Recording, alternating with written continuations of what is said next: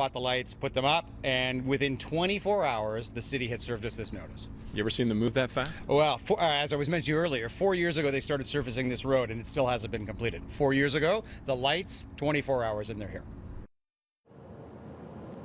Oh, yeah, Christmas lights. They brighten the darkest time of the year, don't they? But in the city of Toronto, apparently it is a no-no for neighbors to shine a little light over the street. Just ask the close-knit community on one road in Cabbagetown.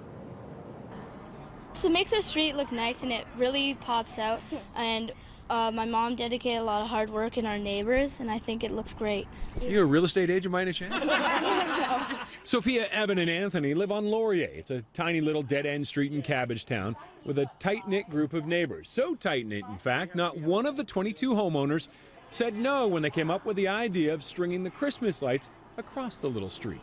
We just wanted to bring some neighborhood spirit for Christmas, put the lights up, have lots of fun like we do at Halloween. We thought it was a great idea. One of our neighbors, Tiffany Panette, spearheaded the whole thing, got everybody on the street on board. We all went and bought the lights, put them up. That was Sunday, says John Dawson, who lives on the street, and by Wednesday, he says a city inspector had come for a visit. And within 24 hours, the city had served us this notice. You ever seen them move that fast? Well, as I was mentioning earlier, 4 years ago they started surfacing this road, and it still hasn't been completed. 4 years ago, the lights, 24 hours, and they're here.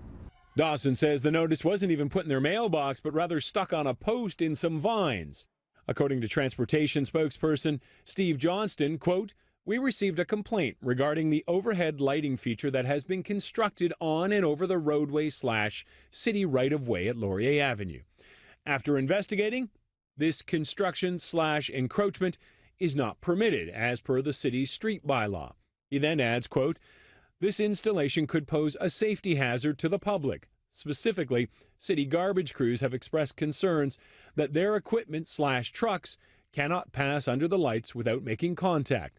This has since been confirmed by right-of-way staff." The garbage trucks came down on Wednesday, 3-foot clearance underneath them, no chance of touching them whatsoever. We actually measured the height to make sure the garbage trucks would easily clear underneath the lights. So the good folks of Laurier now have 14 days to lower their Christmas spirit, which Dawson admits they'll probably have to do. We'll string them from house to house, like you'll see here. But our whole idea was, we've had people coming up in their cars on their bikes taking pictures. They think it's a great idea. You know, I work in the neighborhood. Everybody comes by, tells us how great it looks. They love the look of the street. Although Sophia, Evan, and Anthony may have other ideas.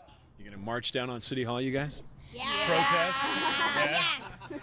What would be a good chant? We want to keep them. All right, let's hear it. Ready? We want to keep them. We want to keep them.